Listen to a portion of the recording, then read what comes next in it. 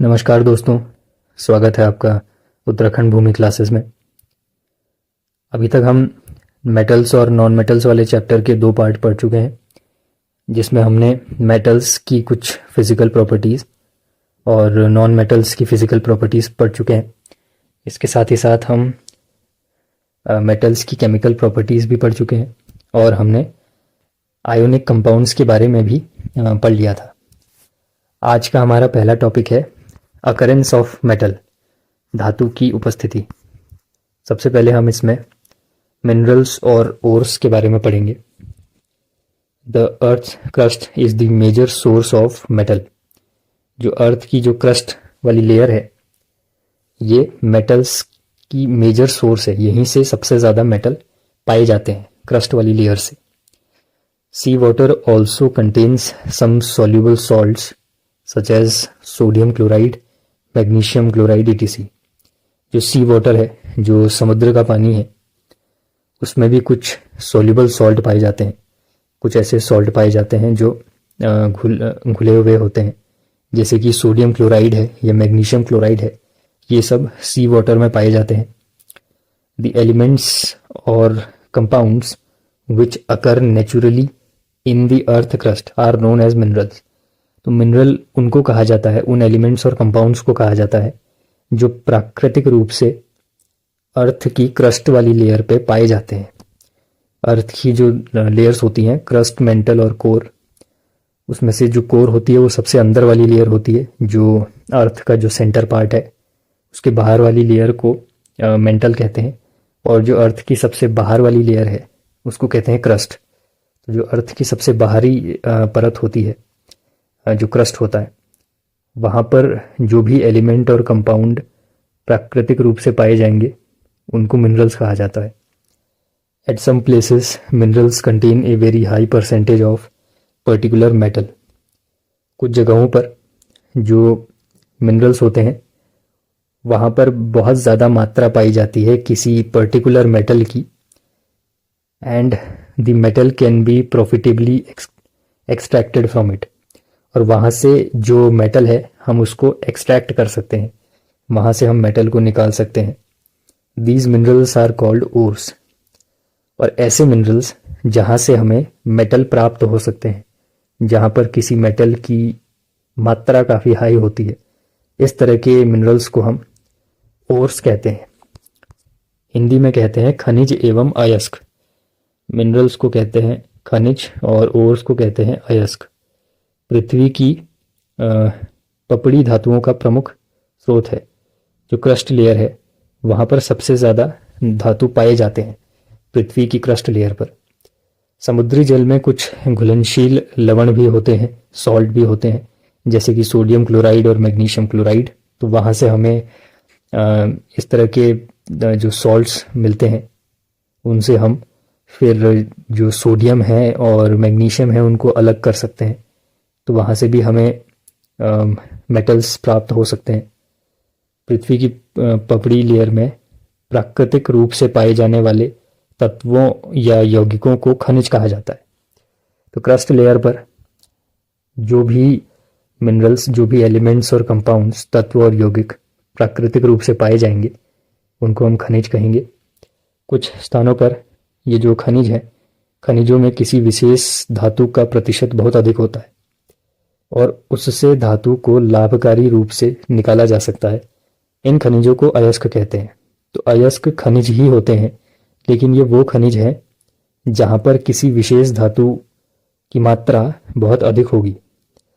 तो वो खनिज जिसमें किसी भी एक धातु की जो मात्रा है वो बहुत ज़्यादा होगी, उस खनिज को हम अयस्क का नाम देंगे। अगला टॉपिक है एक्सट्रैक्शन ऑफ मेटल्स। मेटल्स को हम एक्सट्रैक्ट कैसे करते हैं, कैसे निकालते हैं, कैसे प्राप्त करते हैं।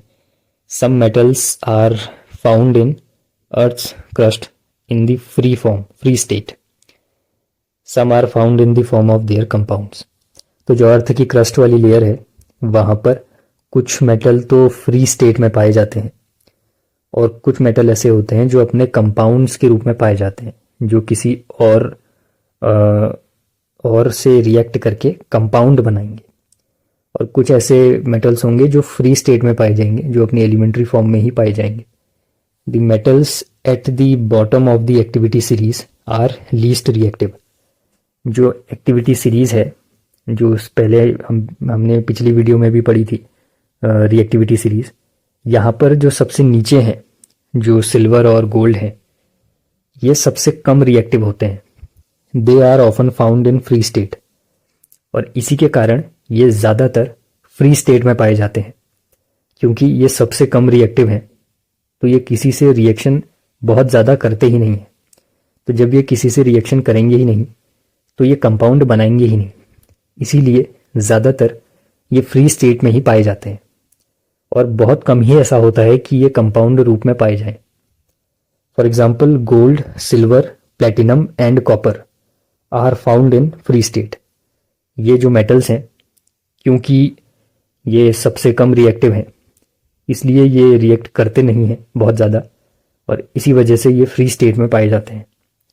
Copper and silver are also found in the combined state as their sulphide और ऑक्साइड ओर्स। जो कॉपर और सिल्वर है, ये कभी कभी कंबाइंड स्टेट में भी पाए जाते हैं अपने सल्फाइड और ऑक्साइड ओर्स के रूप में। तो जो धातुएं हैं, उनका निष्कर्षण कैसे होता है, उनको हम एक्सट्रैक्ट कैसे करते हैं। कुछ धातुएं पृथ्वी की सतह पर मुक्त अवस्था में पाई जाती हैं, और कुछ यौगिक के रूप में पाई जाती हैं, जो अपने कंपाउंड रूप में होती हैं। फिर उनको उनके कंपाउंड रूप से अलग करके हम उन्हें उनके एलिमेंट्री रूप में इस्तेमाल कर सकते हैं। क्रियाशीलता श्रेणी में, रिएक्टिविटी सीरीज में, ये सबसे जो नीचे स्थित वाली धातु हैं, ये सबसे कम क्रियाशील होती हैं। इनकी जो रिएक्शन है वो बहुत कम होती है। वे प्रायः स्वतंत्र अवस्था में ही पाए जाते हैं। उदाहरण के लिए सोना, चांदी, प्लेटिनम और तांबा, ये मुक्त अवस्था में पाए जाते हैं ज़्यादातर। लेकिन तांबा और चांदी संयुक्त अवस्था में सल्फाइड और ऑक्साइड के अयस्क के रूप में भी पाए जाते हैं। The metals at the top of the activity series, जैसे कि पोटेशियम, सोडियम, कैल्शियम, मैग्नीशियम और aluminium, they are so reactive that they are never found in nature as free elements. जो रिएक्टिविटी सीरीज के टॉप पर जो metals हैं, जैसे कि सोडियम है, पोटेशियम है, कैल्शियम, मैग्नीशियम, एल्यूमिनियम, इस तरह के जो मेटल्स हैं, ये बहुत ज़्यादा रिएक्टिव होते हैं। ये इतने ज़्यादा रिएक्टिव होते हैं कि ये अपने फ्री फॉर्म में, फ्री एलिमेंट्री फॉर्म में कभी भी नहीं पाए जाते, नेवर फाउंड। ये कभी भी अपने फ्री एलिमेंट्री फॉर्म में नहीं पाए जाते प्राकृतिक रूप से। उन्हें उनके कंपाउंड से अलग करके उनके फ्री फॉर्म में लाना पड़ता है, पर वो प्राकृतिक रूप से अर्थ में अपने फ्री फॉर्म में नहीं पाए जाते हैं, क्योंकि वो बहुत ज़्यादा रिएक्टिव होते हैं। तो वो किसी न किसी चीज़ से, किसी न किसी और एलिमेंट से रिएक्ट करते हैं, और वो अपने कंपाउंड में बदल जाते हैं। इसी वजह से वो फ्री एलिमेंट के रूप में बहुत कम पाए जाते हैं। The metals in the middle of the activity series are moderately reactive. वो मेटल्स जो एक्टिविटी सीरीज के मध्य में पाए जा रहे हैं, मिडिल में है, जैसे कि जिंक है, आयरन है और लेड है, ये जो मेटल्स हैं ये मॉडरेटली रिएक्टिव हैं। ये बहुत ज़्यादा रिएक्टिव भी नहीं है और बहुत कम भी नहीं है। They are found in earth crust mainly as oxides, sulphides और कार्बोनेट्स। अर्थ की क्रस्ट में ये ऑक्साइड, सल्फाइड और कार्बोनेट के रूप में पाए जाते हैं। You will find that the ores of many metals are oxides. कई सारे मेटल्स ऐसे हैं जिनके जो ओर्स होते हैं वो ऑक्साइड्स हैं। ऐसा क्यों है? This is because oxygen is a very reactive element, क्योंकि ऑक्सीजन एक बहुत ज़्यादा रिएक्टिव एलिमेंट है and is very abundant on earth, और अर्थ पे ऑक्सीजन की मात्रा काफ़ी है। इस कारण से जो ऑक्सीजन है वो रिएक्ट करती है मेटल से, जिसकी वजह से जो मेटल्स के ओर्स हैं वो ज़्यादातर मेटल ऑक्साइड के रूप में ही पाए जाते हैं। तो जो मेटल होंगे जो कि सक्रियता श्रृंखला के शीर्ष पर स्थित हैं, जैसे कि पोटेशियम, सोडियम, कैल्शियम, मैग्नीशियम और एल्यूमिनियम, ये इतने ज़्यादा क्रियाशील होते हैं कि ये प्रकृति में कभी भी स्वतंत्र तत्व के रूप में नहीं पाए जाते। ये हमेशा यौगिक के रूप में ही पाए जाते हैं प्रकृति में। उसके बाद इन्हें तत्व रूप में बदलना होता है कई सारी इलेक्ट्रोकेमिकल प्रोसेस से। सक्रियता श्रेणी के मध्य में स्थित धातुएं जैसे कि जिंक, आयरन, लेड आदि मध्यम रूप से प्रतिक्रियाशील होते हैं। ये बहुत ज़्यादा या फिर बहुत कम प्रतिक्रिया नहीं दिखाते, इनकी प्रतिक्रिया मध्यम श्रेणी की होती है। इसीलिए ये पृथ्वी की क्रस्ट लेयर में मुख्यतः ऑक्साइड, सल्फाइड और कार्बोनेट के रूप में पाए जाते हैं। धातुओं के अयस्क ऑक्साइड होते हैं। आप पाएंगे कि कई धातुओं के जो अयस्क हैं वो ऑक्साइड होते हैं। ऐसा इसलिए है क्योंकि जो ऑक्सीजन है वो बहुत ज़्यादा प्रतिक्रियाशील तत्व है, वो बहुत जल्दी रिएक्शन कर लेती है और पृथ्वी पर उसकी जो मात्रा है वो बहुत ज़्यादा है, प्रचुर मात्रा में उपलब्ध है ऑक्सीजन। क्योंकि ऑक्सीजन की मात्रा बहुत है और ऑक्सीजन बहुत जल्दी रिएक्ट भी करती है, इसी कारण से वो मेटल से रिएक्ट करके मेटल ऑक्साइड बना देती है, जिस वजह से जो मेटल्स हैं, जो मेटल्स के अयस्क हैं, जो ओर्स हैं, वो ज़्यादातर ऑक्साइड के रूप में, मेटल ऑक्साइड के रूप में ही पाए जाते हैं। On the basis of reactivity we can group the metals into the following 3 categories. Reactivity के आधार पर मेटल्स को 3 कैटेगरी में बांटा गया है। Metals of low reactivity, metals of medium reactivity and metals of high reactivity. तो ये 3 कैटेगरी में मेटल्स को बांटा गया है। Different techniques are to be used for obtaining the metals falling in each category. इसमें कई सारी टेक्निक्स का उपयोग किया जाता है जिससे हम ये जो मेटल्स हैं इनको एक्सट्रैक्ट कर सकते हैं। Several steps are involved in the extraction of pure metal from ores. Ores से प्योर मेटल निकालने के लिए कई सारे स्टेप्स होते हैं, जैसा कि यहाँ पर डायग्राम में दिखाया गया है। Steps involve in the extraction of metal. इसमें जो ओर है, जब हमें कोई ओर मिलता है तो 3 कैटेगरी के उसमें मेटल पाए जाते हैं। एक जो हाई रिएक्टिविटी वाले हैं, दूसरे जिनकी रिएक्टिविटी मीडियम है और तीसरे जिनकी रिएक्टिविटी लो है। जिनकी हाई रिएक्टिविटी है उनको इलेक्ट्रोलिसिस की प्रोसेस से प्योर मेटल में बदला जाता है। जिनकी मीडियम रिएक्टिविटी है उसमें 2 तरह के हैं, कार्बोनेट ओर और सल्फाइड ओर। कार्बोनेट ओर्स को कैल्सिनेशन की प्रोसेस से और सल्फाइड ओर को रोस्टिंग नाम की प्रोसेस से मेटल के ऑक्साइड में बदला जाता है और फिर मेटल के ऑक्साइड में बदलने के बाद उनको फिर रिडक्शन टू मेटल, फिर उनको प्योर मेटल के रूप में बदला जाता है। और वो मेटल जिनकी रिएक्टिविटी कम होती है, जिनकी लो रिएक्टिविटी होती है, वो ज़्यादातर सल्फाइड ओर में पाए जाते हैं।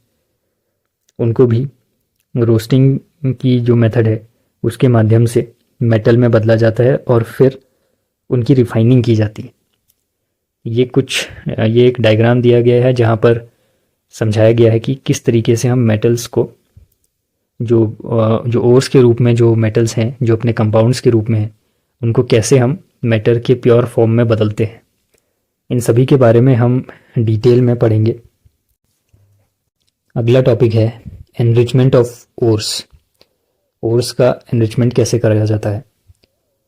Ores mined from the earth are usually contaminated with large amounts of impurities such as soil, sand, etc. called gangue। तो जो ओर्स अर्थ से निकाले जाते हैं माइन करके, उनमें ज़्यादातर वो कंटामिनेटेड होते हैं, मतलब वो दूषित होते हैं कुछ तरह की इम्प्योरिटीज से, अशुद्धताओं से, जैसे कि सॉइल से या सैंड से। तो ये अशुद्धताएं उनमें मिली हुई होती हैं और इन अशुद्धताओं को नाम दिया गया है gangue. The impurities must be removed from the ore prior to the extraction of metal.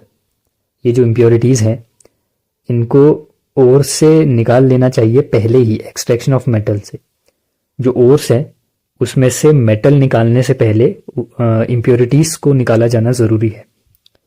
The processes used for removing the gangue from the ore are based on the differences between the physical और chemical properties of the gangue and the ore. जो processes इस्तेमाल की जाती हैं इन impurities को, जिनको नाम दिया है गैंग, इन इम्प्योरिटीज़ को हटाने के लिए जो प्रोसेसेस इस्तेमाल करते हैं वो प्रोसेस बेस्ड होती हैं डिफरेंसेस बिटवीन फिजिकल और केमिकल प्रॉपर्टीज़। तो ये जो इम्प्योरिटीज़ हैं और जो ओर हैं उनकी फिजिकल और केमिकल प्रॉपर्टीज़ में क्या अंतर है, इसके आधार पर तय किया जाता है कि किस तरह की प्रोसेस से इन इम्प्योरिटीज़ को हटाया जाएगा। तो यहाँ पर ऐसा नहीं होता कि कोई भी प्रोसेस सीधा इस्तेमाल कर दी जाए। यहाँ पर पहले देखा जाता है कि जो अशुद्धताएं हैं, जो गैंग है और जो ओर है, उन दोनों की फिजिकल और केमिकल प्रॉपर्टीज़ क्या हैं, उनमें अंतर क्या है, और उसके हिसाब से फिर जो प्रोसेस इस्तेमाल करी जाती है उसको तय किया जाता है कि उसके आधार पर हम कौन सी प्रोसेस का इस्तेमाल कर सकते हैं। Different separation techniques are accordingly employed. और फिर इन्हीं को ध्यान में रखते हुए, उन सब फिजिकल और केमिकल प्रॉपर्टीज़ को ध्यान में रखते हुए जो सेपरेशन की टेक्निक्स हैं उनको इस्तेमाल में लाया जाता है। तो एनरिचमेंट ऑफ ओर्स को कहा जाता है अयस्कों का संवर्धन।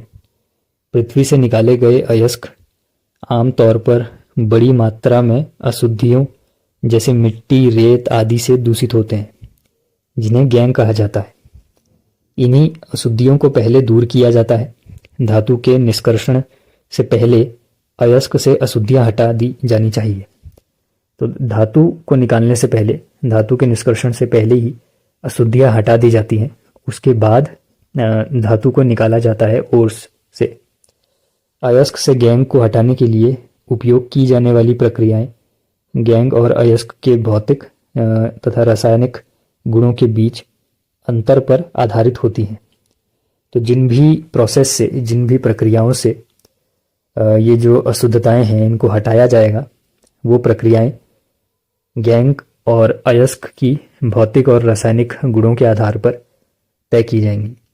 तदनुसार विभिन्न पृथक्करण तकनीकों का उपयोग किया जाता है। अगला टॉपिक है extracting metals low in the activity series.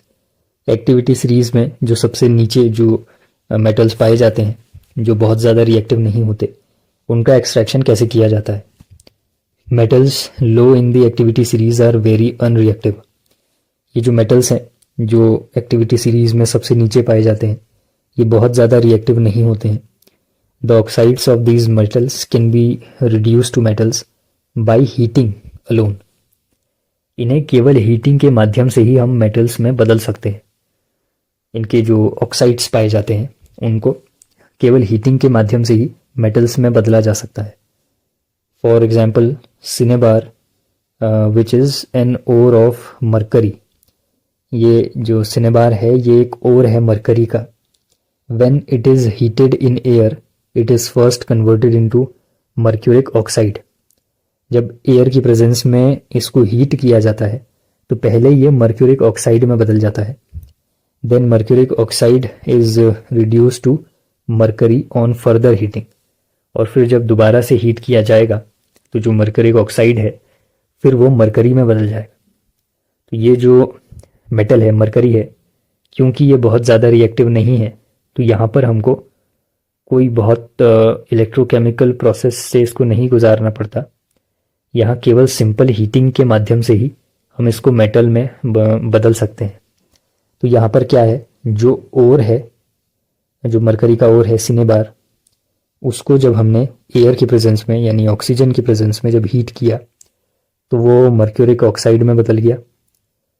और फिर उस मर्क्यूरिक ऑक्साइड को जब हमने दोबारा हीट किया तो फिर वहाँ से हमें जो मरकरी है वो अपने प्योर फॉर्म में मिल गया। तो जो भी मेटल्स अपने रिएक्टिविटी सीरीज में जो लो होते हैं उनको केवल हीटिंग के माध्यम से ही हम मेटल्स में बदल सकते हैं।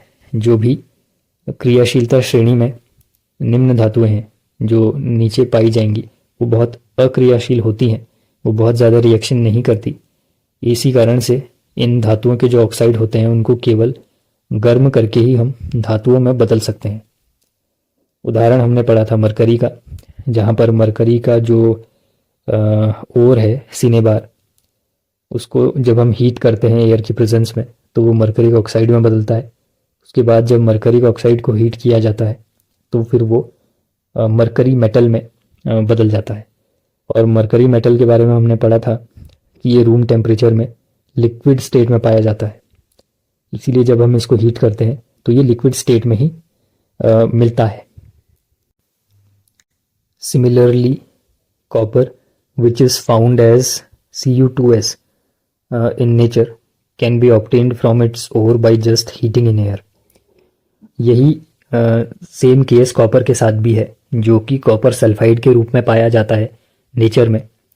इसको भी हम केवल हीटिंग के ज़रिए ही इसके ओर से मेटल फॉर्म में बना सकते हैं। तो कॉपर सल्फाइड को जब रिएक्ट किया जाता है ऑक्सीजन से, जब ये एयर के साथ रिएक्ट करता है और हम इसको हीट करते हैं, तब कॉपर ऑक्साइड बनता है।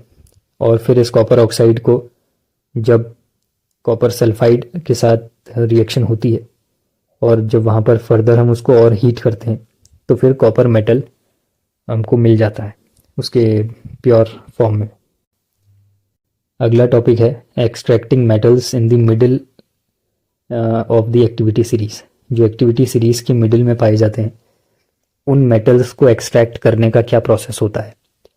The metals in the middle of the reactivity series such as iron, zinc, lead and copper, they are moderately reactive. ये मॉडरेटली रिएक्टिव होते हैं। These are usually present as sulphides और carbonates. ये sulphides या फिर carbonates के रूप में पाए जाते हैं। It is easier to obtain a metal from its oxide. किसी मेटल को उसके ऑक्साइड से प्राप्त करना आसान पड़ता है as compare to its sulphides and carbonates.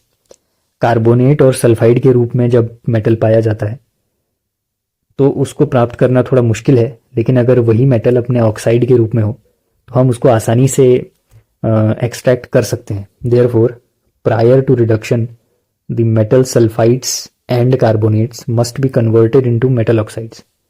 इसीलिए उनको मेटल में बदलने से पहले हम मेटल सल्फाइड को और मेटल कार्बोनेट्स को मेटल के ऑक्साइड में बदलते हैं। पहले सल्फाइड्स को और कार्बोनेट्स को ऑक्साइड में बदला जाता है, उसके बाद जो मेटल ऑक्साइड है उसको फिर मेटल में रिड्यूस किया जाता है। तो इस टॉपिक में हमने पढ़ा कि जो क्रियाशीलता श्रृंखला के मध्य में स्थित धातुएं होती हैं वो मध्यम रूप से क्रियाशील होती हैं और यह आमतौर पर प्रकृति में सल्फाइड और कार्बोनेट के रूप में मौजूद होती है। लेकिन किसी भी धातु को उसके सल्फाइड और कार्बोनेट से अलग करना आसान नहीं होता, बल्कि जो उसका ऑक्साइड होता है वहाँ से प्राप्त करना आसान होता है।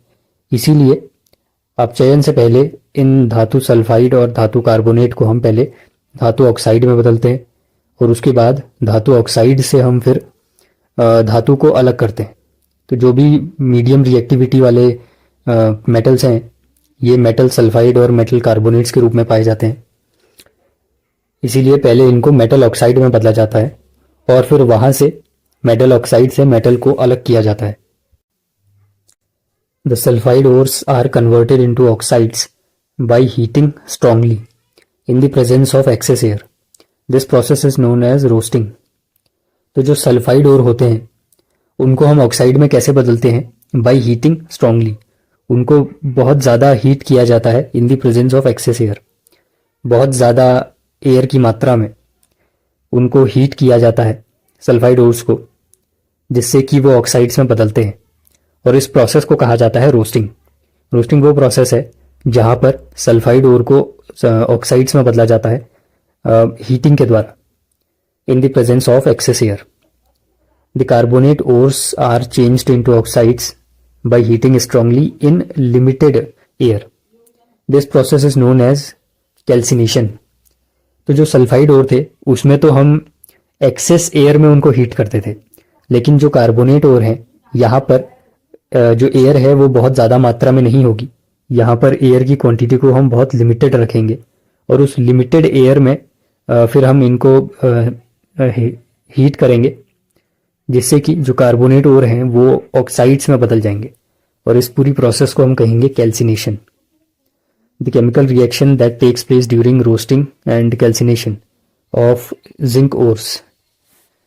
तो जिंक ओर को जब हम जिंक सल्फाइड को जब हम जिंक ऑक्साइड में बदलते हैं, तो ये एक रोस्टिंग का एग्जांपल है जहाँ पर जिंक सल्फाइड को एक्सेस एयर की प्रेजेंस में हीट किया जाता है, जिसमें से वो जिंक ऑक्साइड में बदलता है। और जो कैल्सिनेशन की प्रोसेस है वहाँ पर जिंक कार्बोनेट को हीट किया जाता है लिमिटेड एयर में, बहुत कम एयर में, और वहाँ पर से जो जिंक कार्बोनेट है वो जिंक ऑक्साइड में बदलता है, और उसके बाद हम वहाँ से उनको मेटल्स में बदल देते हैं। The metal oxides are then reduced to the corresponding metals by using suitable reducing agents such as carbon. फिर ये जो मेटल ऑक्साइड्स हैं इनको हम मेटल में रिड्यूस करते हैं, इनको मेटल में बदला जाता है कुछ रिड्यूसिंग एजेंट का इस्तेमाल करके, जैसे कि कार्बन। तो कार्बन जैसे कुछ रिड्यूसिंग एजेंट का इस्तेमाल करके इन मेटल ऑक्साइड्स को फिर मेटल में बदलने का काम किया जाता है। ये जो पूरी प्रोसेस है रोस्टिंग की और कैल्सिनेशन की, इसमें जो सल्फाइड ओर है उसको एक्सेस एयर की प्रेजेंस में ऑक्साइड में बदला जाता है, इस प्रोसेस को कहते हैं रोस्टिंग। और जो कैल्सिनेशन की प्रोसेस है वहाँ पर जो कार्बोनेट ओर होते हैं उनको लिमिटेड एयर में ऑक्साइड में बदला जाता है हीट करने पर। For example when zinc oxide is heated with carbon it is reduced to metallic zinc. और वहाँ से हमें फिर मेटल कैसे मिलता है, जब हम जिंक ऑक्साइड को कार्बन के साथ हीट करते हैं। जब कार्बन की प्रेजेंस में जिंक ऑक्साइड को हीट किया जाता है तो वो रिड्यूस हो जाता है अपने मेटल में, तब वहाँ से हमें जिंक प्राप्त होता है। ये तरीका है जो मीडियम रिएक्टिविटी वाले मेटल्स होते हैं उनको प्राप्त करने का, उनके ओर्स से। Obtaining metals from their compounds is also a reduction process. Metals को उनके कंपाउंड से प्राप्त करना एक रिडक्शन प्रोसेस है, जहाँ पर हम उस कंपाउंड को रिड्यूस कर रहे हैं, उसको विभाजित कर रहे हैं, और वहाँ से हमें मेटल मिल रहा है। Besides using carbon to reduce metals oxides to metals sometimes displacement reactions can be used. तो एक तरीका अभी हमने पढ़ा था कि जब हम कार्बन का इस्तेमाल करते हैं मेटल ऑक्साइड्स को मेटल में बदलने के लिए, लेकिन इसके अलावा कभी कभी जो डिस्प्लेसमेंट रिएक्शंस हैं उनका भी इस्तेमाल किया जाता है मेटल ऑक्साइड्स को मेटल में बदलने के लिए। The highly reactive metals such as sodium, calcium, aluminium etc are used as reducing agents because they can displace metals of lower reactivity from their compounds। तो जो हाई रिएक्टिविटी वाले metals हैं जैसे कि सोडियम है, कैल्शियम है और aluminium है, जब हम इनका भी इस्तेमाल कर सकते हैं रिड्यूसिंग एजेंट के तौर पे, हम इनकी रिएक्शन करवा सकते हैं जो दूसरे मेटल कंपाउंड्स हैं, ऑक्साइड्स हैं, उनके साथ, ताकि जो ये हाईली रिएक्टिव मेटल है ये उनको डिस्प्लेस कर दें, जिससे कि जो हमारे पास लोअर रिएक्टिविटी वाला जो मेटल होगा उसको हम उसकी प्योर फॉर्म में पा सकते हैं। तो एक तरीका है कि हम कार्बन का इस्तेमाल करें मेटल ऑक्साइड को मेटल में बदलने के लिए, और दूसरा तरीका है हम डिस्प्लेसमेंट रिएक्शन करें, जहाँ पर एक हाईली रिएक्टिव मेटल लो रिएक्टिविटी वाले मेटल को डिस्प्लेस कर देगा उसके कंपाउंड से, और वो जो लो रिएक्टिविटी वाला मेटल है वो हमें एलिमेंट के फॉर्म में मिल जाएगा।